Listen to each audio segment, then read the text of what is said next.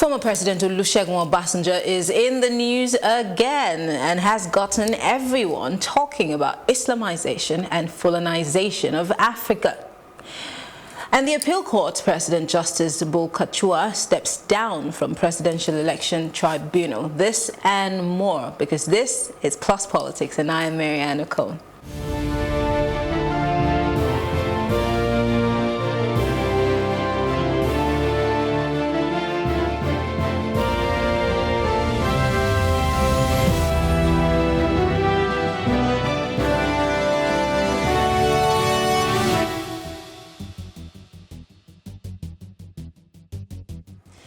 Tonight on Plus Politics, the Nigerian government has criticized the former president Olusegun Obasanjo over his recent comment on the Boko Haram insurgency. But the Nobel Laureate Wole Soyinka cautioned the government against dismissing Obasanjo's advice, as the former aviation minister Femi, Fani, Kayode, and the Yoruba socio-cultural organization Afenifere, all of them have been speaking on this issue. Now I have in the studio with me Kunu and of course Ambrose Igbokwe, both political analysts. Thank you, gentlemen, for joining us. Thank you for having us. Yeah. So let's dive in. I'm sure that, I mean, you guys are out there. You obviously know that this is the biggest story. Everybody's talking about it. I heard Kunu talking about it. We're all talking about it. When this story first broke, what we heard the federal government say was, oh, the former president is being divisive. I can actually quote the Minister for Information saying that he was trying to be divisive. And I was wondering to myself, if a person is speaking about the issue of insecurity and how massive the spread is across the Federation, again, looking at the fact that he is an elder statesman, should we shoot the messenger with the message, or should we take the message and pay no ear to the messenger? I'll start with you, Kunu. I want to begin with the location. He said it. Nigeria is peculiar for a lot of things that one can term unsavory. We know very well that two things have divided us more than even poverty. Mm-hmm. That has to do with ethnicity and religion. Yeah. And based on that, when you make such very, very strong-worded statements, I think you perhaps should be conscious of the location where such statements are made. Mm-hmm.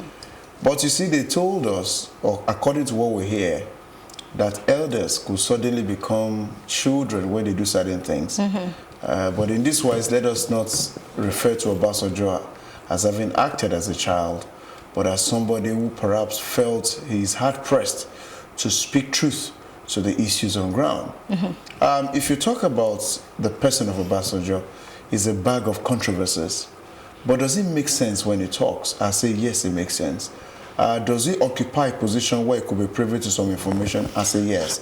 In his capacity as having had 2 lives over several number of years in the #1 position. Again, would you say that what he's doing in terms of such national intervention is wrong? I say, no, it is right.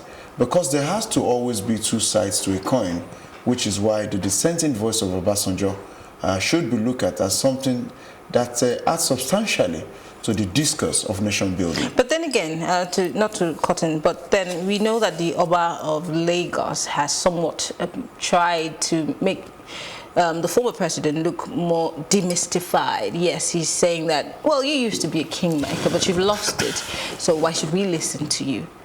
No, but then when you have people like the Nobel Laureate, who has at many occasions had to differ on issues that concerned Obasanjo and, you know, the country, coming to his rescue somewhat, should we not be paying attention to I'd like to take a little bit of history to this. Mm-hmm. General T.Y. Danjuma retired and Olusegun Obasanjo remained contemporaries, or were contemporaries, you know, in their army days. President Buhari was their junior. So they've known each other long before Nigeria attained independence. Let me use that word. Mm-hmm. First set of people who got in there. Most of them actually were the first of most of the things that they achieved within the rank and file of the army. It then means that when somebody of this nature speaks, you have to listen. Then don't forget, you said something quite correctly about Soyinka's always differing from that position. But for the first time, in many of his retorts, I found out that Soyinka agrees with him in totality. He said people are looking away from the substance. I want to use the word substance. Talking about the Oba of Lagos, don't forget that the Oba of Lagos enjoys a lot of privileges from the government in Lagos, a lot of patronage from the government in Lagos, even if he has also goofed at some point when he said those who don't vote for the ruling party will find themselves in the Atlantic Ocean. So for him to have mentioned the aspect of Obasanjo being demystified, I think the attainment of Obasanjo in his lifetime has actually dwarfed many other persons' aspiration, which may not even come to pass. So let's leave the demystification. Elections are won essentially through the people's mandate. Whatever the political leader is that speaks regarding such elections and says, I'll bring somebody to power, is often because the person just has gone out of order. So the basic thing is, let's look at the message, forget about the location, and forget about the messenger. I'm coming to you, Ibukwe. I'd like to look at some of the statement of the Nobel Laureate. He started by saying that he regretted that Boko Haram and herdsmen's acts of violence were not treated as they should be from the beginning. Soyinka, who spoke on the theme Africa's History Redefined, said, "We should be careful not to be too dismissive over this matter." He said the federal government is leaving aside the substance, which is the high level of kidnapping, youth suicide, and terrorism in the country. He says we support African unity, but we need to particularize the kind of unity we're referring to. He says because even Boko Haram is fighting for some kind of unity, so we need to be deliberate. Do you think that maybe in Nigeria we tend to lose sight of the kind of unity that we should be asking for? Should we be more deliberate, or are we just maybe sweeping the issue of insecurity under the carpet? Nigeria is a nation in discord.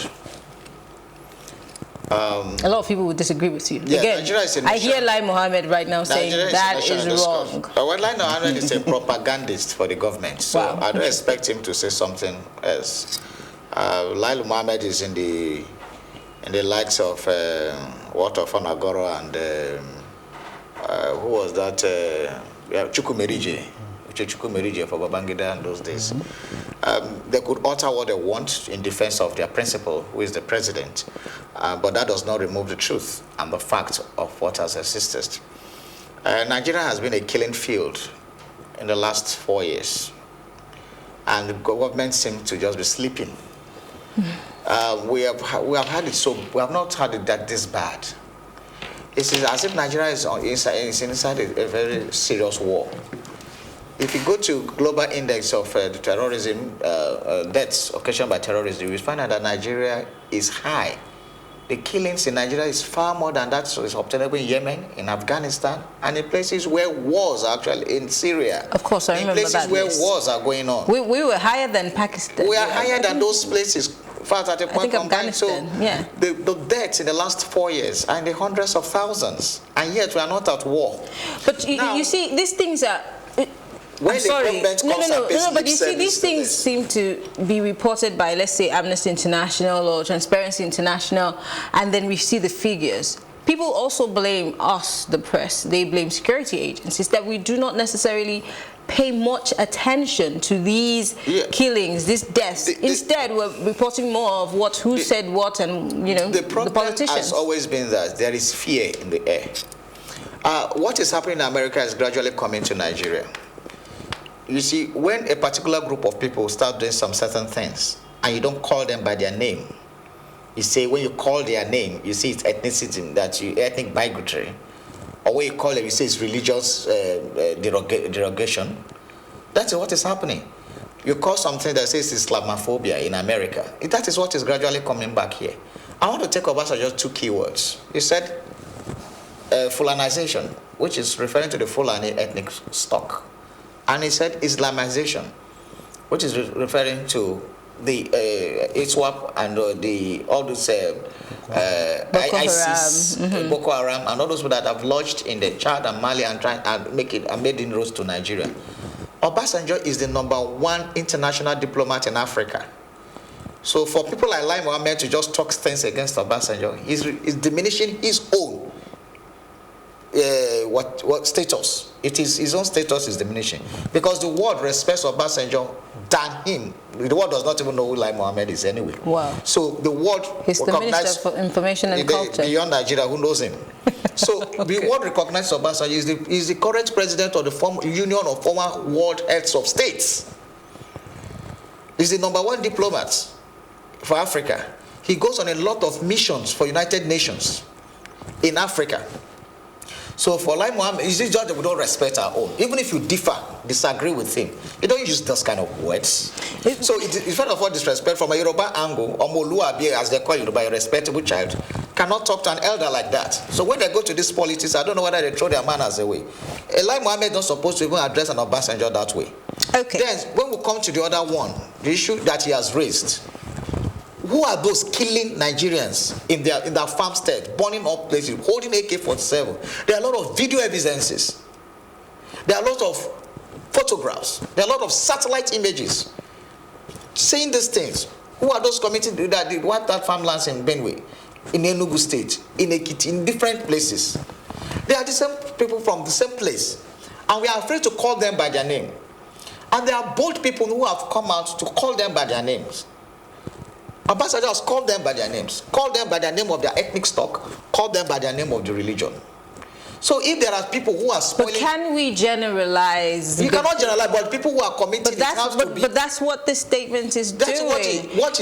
There's so many Fulanese who are out there who are going about their businesses and not getting up to no good. So can you really lump all of them together? If somebody from your ethnic stock commits a crime, and they said, if a Yoruba person commits a crime, they say Yoruba man has committed it. Is it not a Yoruba man? Or an Igbo man commits a crime, they say an Igbo man did this. Is it not the person who committed the crime? Is not an Igbo man? But that does not. We are speaking English here. We are not generalizing. We are not saying all Igbo men, or all Igbos, or Yorubas, or Fulanis. What does Fulanization mean? Well, we have to ask Obasanjo the lexicon of that, the new lexicon he created. Because that also points to the whole stock of people. It points to the no. He's not. Unlike you and I, we are afraid to call names. He's not afraid. He has called the name. So for him, do your worst.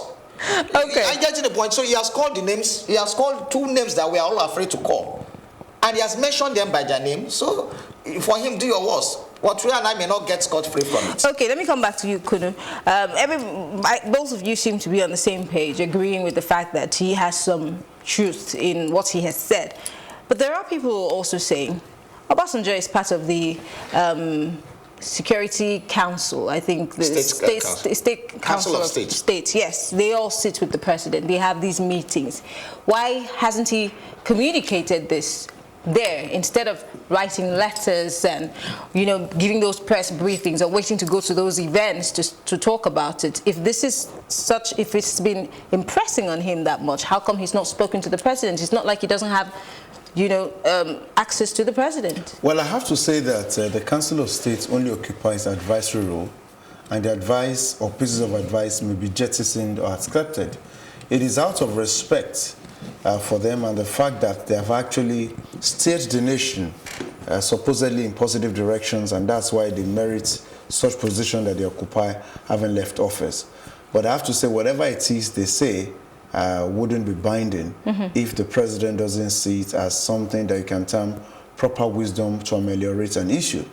So that established, I'd like you to understand that there are lots of things that would make you want to piece A and B, or C and D, or other letters of the alphabet to make words before you go to phrases, then you get to clauses.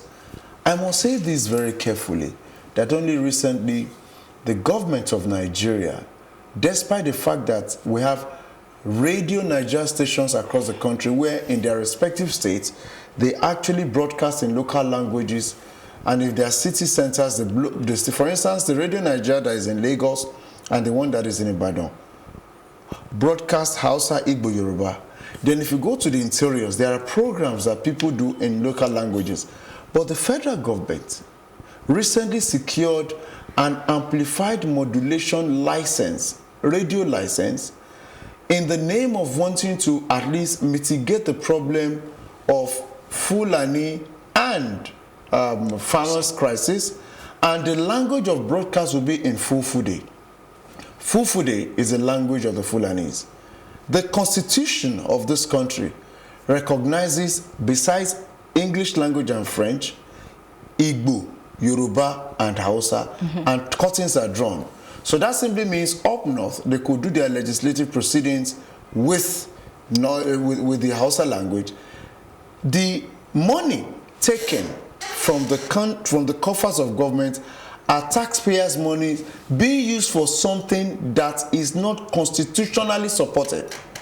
That simply then means that if you feel indeed that you want to be just, and you have thus created a radio station whose language of broadcast is in Fulfude, and this obviously is meant to address the problems of supposed clashes between the herders and the farmers, then you have to create again across all the regions where there have been crises, radio stations with government money where the language of broadcast must be those places where their farms have been affected. So if there have been attacks repeatedly in Agbo, you must create a radio station in Agbo where they speak Agbo.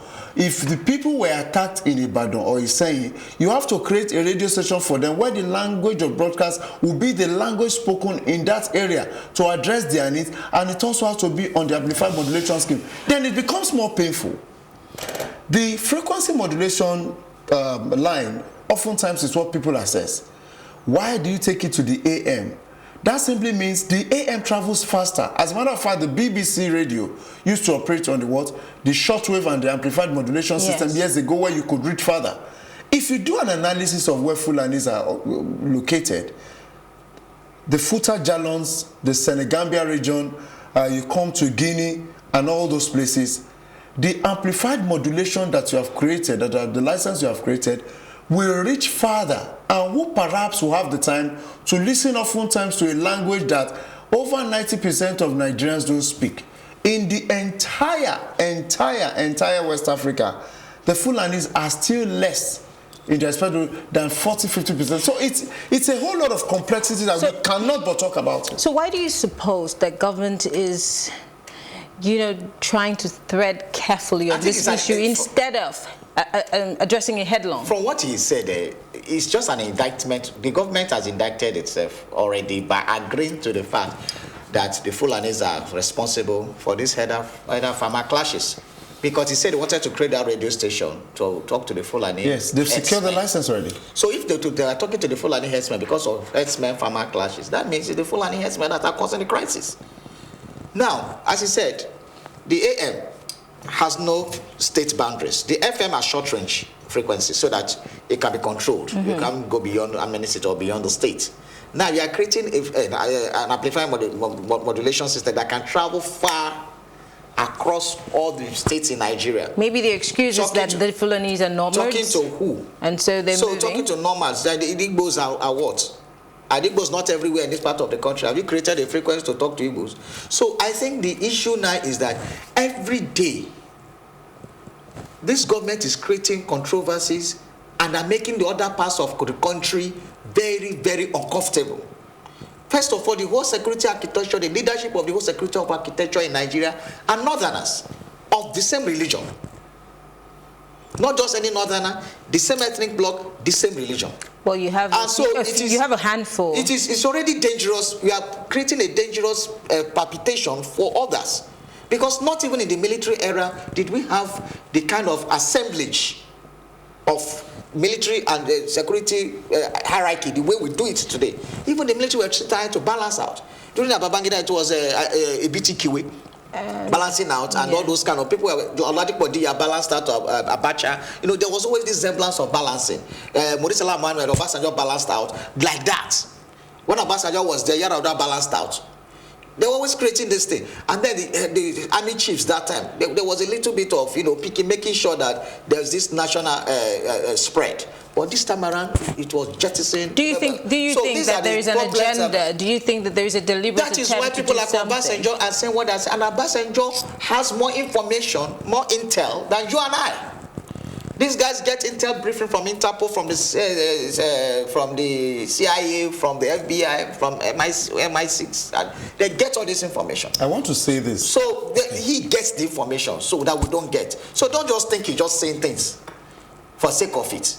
before I will ask a question when you're done. Yes, I want to say that there's this post, I think, early this week or last week in the Washington Post, where it was said very emphatically that this administration paid Fulani, I think it's 100 million, 100 billion, I think about 100 million over a particular issue. Don't also forget that it was sometime last week in Kaduna, particularly because of the Kajuru killings, where the herders there said if they are prevented from, plying their trade, that they will definitely have no alternative than to fight. And you don't fight, you kill. Now, what I'm trying to say is, in the first place, who talks about committing the crime so brazenly if there are real punitive measures without any ethnic coloration of the kind of justice you mete out to people who are offenders? I have to say that we continue to look at these things on the periphery, but they are deeper than we can imagine. And many of us have told ourselves and our families that we're not trying to be heroes here, but we're just trying to be those who are as patriotic as expectedly as we should be. If anybody speaks or tells the truth, death awaits. If you also don't speak the truth, you are not going to be able to evade death sometime in the future, or maybe when its time is up. Therefore, it is important for us to say that the trajectory, especially with security issues in this country, is not what we've had before. Do not forget that 1st January 2018, when people were massacred, pregnant women massacred, children massacred in Benue State, the defense minister of this country, the defense minister said people should try to live with their neighbors. Who says that when you have pregnant women ripped apart and innocent children's skulls torn in pieces? I think very strongly that these people are taking us for granted. And I have to also say, here on international TV, because I know the world is watching, I blame very seriously the Hausa race that have sold its birthright. If you check the history of this country, I have to tell you that these issues, of course, I know Uthman Dafodio fought the Gobe War in 1814 to address issues of injustice. Obviously, I agree. But if you check this country, the Hausas were originally there. Any other person who is not Hausa obviously came in from another part of Africa. I'm not saying they can move them away. So why are the Hausa people, the closest to the Fulani tribe, not being able to take their birthright? If indeed they are that also sounds to me like you're trying to ask that, we have another issue. No, we're not even. I'm saying that if those who are closest, because the please, I don't want to be misunderstood. No, because the core of this is I know. Hold on. Please. The core of this is land. The core of this issue, the stuff. No. That is what you see well typed out on paper is about land. Not so much about land alone, but there are other things. Dominance is another. Controlling the machinery of people's existence is another. And I want to say that I'm not asking that they unseat Fulani people. I'm saying that if people are closest to you in religion and ethnicity, and what they are getting accused of repeatedly is unsavory, why can't you check them? Why can't you say, we cannot allow them to have this impression about us? It is what I'm saying. Of course, that should be it. But then, what if there is some form of rivalry already, and so there is no place for dialogue? That is where government comes in. That is where security agencies are supposed to come in. But just as you said, if the defense chief is saying, well, I mean, the issue of the headers and the grazers, farmers, yeah. He said that he said something about the fact that it was the grazing bill in some states that was responsible for. And I have to say this, please. I don't know if my brother has something to say here because this is about us, not about me. Well, there is a fundamental problem because I remember some years back when the president then, he was not a president, he was a life patron of the Mieti Ala Cattle Dealers Association, MACBAN. And there was some issues with cattle people in Oyo State. And he went there to confront the governor then. I think it's Lam Adesina who was there then also. Yeah. And he says some things that Lam Adesina said, your people cannot come here to cause problem. And I get to the point. Where does a government sit down and people are killing brazenly, and you tell me you don't know where they are? You tell me they are Libyan fighters.